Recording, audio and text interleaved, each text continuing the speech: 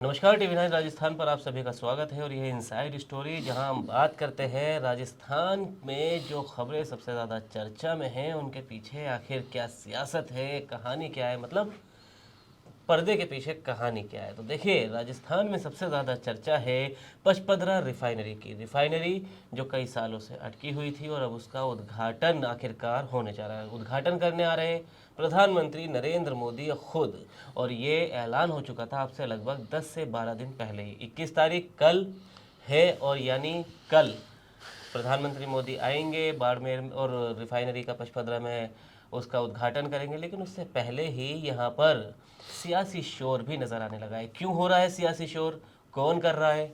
BJP की तरफ से हो रहा है या कांग्रेस की तरफ से हो रहा है? कौन नेता है और उनका आखिर मकसद क्या है? क्या कोई फ़ायदा मिलेगा और रिफाइनरी से जनता को कितना फ़ायदा होगा और कितना सियासी दलों को फ़ायदा और नुकसान होगा, ये सब आज की इनसाइड स्टोरी में समझेंगे पुष्कर सर के साथ। तो सर, सबसे पहले तो देखिए, मैं आपको एक भूमिका बता देता हूँ, ये तो सब आप जानते ही है, लेकिन फिर भी अपने दर्शकों के लिए कि 8-10 साल से करीबन, ये आप बेहतर जानते हैं, 13 साल से ये काम अटका हुआ था। उसमें इस वक्त में 3 सरकारें बदल भी चुकी है। बीजेपी की भी थी जब शुरुआत के टाइम पे, फिर कांग्रेस की भी रही, अब फिर से बीजेपी की आ गई है, क्योंकि ये ट्रेंड रहा ही है। अब जब प्रधानमंत्री नरेंद्र मोदी आखिरकार आकर उसका उद्घाटन करने वाले, तो उससे एक दिन पहले यानी कि आज हरीश चौधरी, जो कि पूर्व मंत्री है, कांग्रेस के कद्दावर नेताओं में गिनती होती है, और यहाँ तक कि उनको जिम्मेदारी तक दी गई थी मध्य प्रदेश की हाल ही में, और अभी भी वो जिम्मेदारी उनके पास ही है। तो वो कई मोर्चों पर बीजेपी को घेरते हुए नजर आते हैं। लेकिन आज जो उनका बयान आया, तो अब वो समझ नहीं आ रहा, लोग समझ नहीं पा रहे कि ये सियासी उन्होंने आरोप लगाया है, बीजेपी को घेरने की कोशिश की है, या फिर उनको सच में ही कुछ शायद दुख हो रहा है, क्योंकि उन्होंने खेद जताया बयान की शुरुआत की मेरे प्रधानमंत्री। देखिए, इस बात पर कई बार जो कांग्रेसी नेता है वो घेरते हैं कि भाई वो आपके भी प्रधानमंत्री है, आपके भी मुख्यमंत्री है। तो उन्होंने शुरुआत ही ऐसे की कि मेरे प्रधानमंत्री कल आ रहे हैं, और लेकिन मुझे दुख है और दुर्भाग्य है मेरा कि ऐसा सौभाग्य मुझे नहीं मिल पाया कि मुझे उसकी जानकारी नहीं दी गई। अगर जानकारी दी जाती तो मैं उनको ये भेंट करता, वो भेंट करता। खैर, वो बयान भी आपको सुनाएंगे।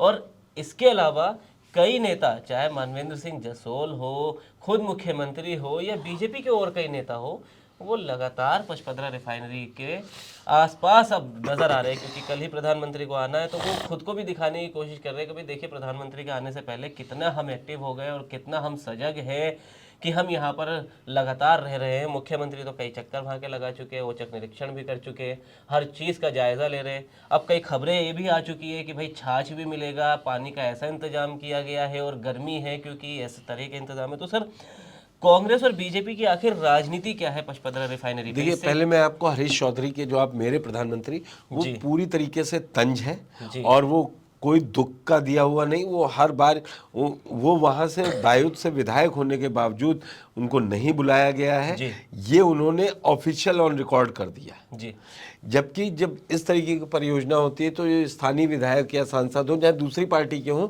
उनको जाता ही जाता है न्योता। जी ये धीरे धीरे ज़्यादा बवाल मचेगा जिस तरीके से हरीश चौधरी के बारे में आपने कहा।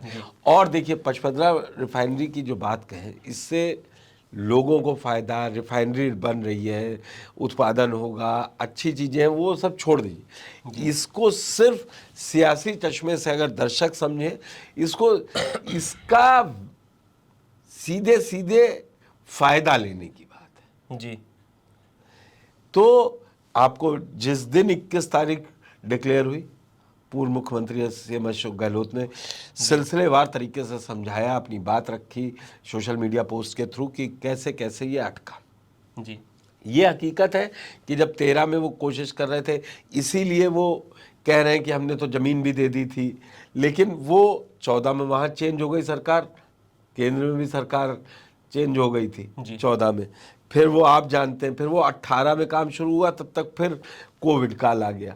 लेकिन कुल मिलाकर 13 साल लग गए हैं अब इसको शुरू होने में, जी एक परियोजना को। जो इसीलिए कांग्रेस ये चाह रही है कि वो ये बताए कि ये कोशिश किसी और की नहीं, ये उनके द्वारा की गई कोशिश है। क्योंकि देखिए, जब इतनी बड़ी रिफाइनरी लग रही है तो फिर वहाँ पे जॉब क्रिएशंस होंगे, वहाँ का अपने आप उसके आसपास इलाकों में एक समृद्धि आती है। जब बड़ी इस तरीके लोकल लोगों को नौकरी मिलती है, अलग अलग कई तरीके व्यापार होते हैं, इसलिए इस पर अपना वो लेने का, श्रेय लेने का होड़ लगा, क्रेडिट की होड़ क्रेडिट कहे की। तो। और जो आपको याद होगा, इसमें जोड़ देते जी। हैं कैसे महिला वंदन पर प्रधानमंत्री ने कहा था संसद में ब्लैंक चेक दे देता हूँ, अपने सरकारी पैसे पे आप लोगों के पोस्टर लगवा कर दीजिए। जी तो ये वही है। जी। तो सर देखिए, जिससे अब भूमिका आपने बिल्कुल सही, अपना एक जो जायज़ वैलिड पॉइंट था कि अशोक गहलोत किस तरह अपने पॉइंट्स रख रहे थे,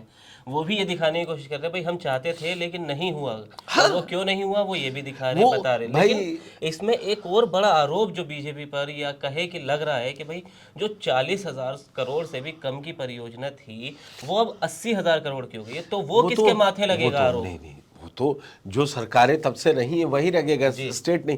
क्योंकि इसमें सबसे ज़्यादा फर्क पड़ा है कि पर्यावरण का इशू सबसे बड़ा रहा, वहाँ से क्लियरेंस नहीं मिलती रही। और अब 13 साल में तो दाम बढ़ ही जाने थे जी उसमें कोई इतना बड़ा वो नहीं है कि अच्छी चीज़। अब BS6 के जो गाड़ियों में तेल पड़ेगा उसका उत्पादन होगा वहाँ, तो इसलिए पैसा मैटर करता है।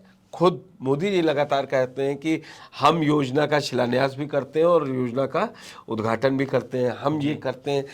और अटकाना लटकाना भटकाना ये कांग्रेस का काम होता है, योजनाओं को और परियोजनाओं को, हमारा नहीं। लेकिन जो अब कांग्रेस के लिहाज से देखा जाए तो वो इसी को मुद्दा बनाएंगे कि 40,000 से 80,000 हो गया। लेकिन सही बात है, 10 साल में महंगाई 12 साल में बढ़ी है, तो जब टाइम बढ़ा है तो वो पैसा भी बढ़ेगा। जी। तो देखिए, ये थी पूरी इनसाइड स्टोरी जो पचपदरा में रिफाइनरी का उद्घाटन होने जा रहा है और उस पर प्रधानमंत्री आकर करेंगे, तो उससे पहले क्या कुछ सियासी गलियारों में राजस्थान की देखने को मिल रहा है वो सब अभी पुष्कर सर ने बताया कि पिछले 10-12 दिन से क्या सियासी घटनाक्रम राजस्थान में देखने को मिल रहा है। और अब देखिए, महत्वपूर्ण दिन है कल का, 21 अप्रैल का। कल कौन कौन नेता वहां पर नजर आएंगे, कौन नहीं आएंगे। जिस तरह हरीश चौधरी ने अपना दुख जता दिया, तो वहां और भी विधायक है, जैसे शिव से रविंद्र भाटी विधायक है, आजकल सरकार से नाराज चल रहे हैं। आपको हमने खबर भी दिखाई थी कि उनकी सिक्योरिटी तक छीन ली गई है, क्योंकि वो औरण बचाओ आंदोलन को लेकर वो आ रहे थे, उनको रास्ते में रोक लिया था और उन्होंने एक बड़े आंदोलन की सरकार को चेतावनी भी दे दी थी। तो ये वही भाटी जो सरकार के साथ नजर आते थे। तो अब उनका क्या रुख सामने आएगा, हनुमान बेनीवाल का क्या रुख सामने आएगा, कांग्रेस अभी और आगे कितना बढ़ाएगी हरीश चौधरी वाले बयान को, तो ये सब हम आपको TV9 राजस्थान पर बताते रहेंगे। तो आज की इनसाइड स्टोरी पर आपकी क्या राय है, आप अपनी राय कमेंट बॉक्स में ज़रूर बताएं। वीडियो को लाइक करें, शेयर करें और राजस्थान से जुड़ी तमाम खबरों के लिए देखते रहिए TV9 राजस्थान। शुक्रिया।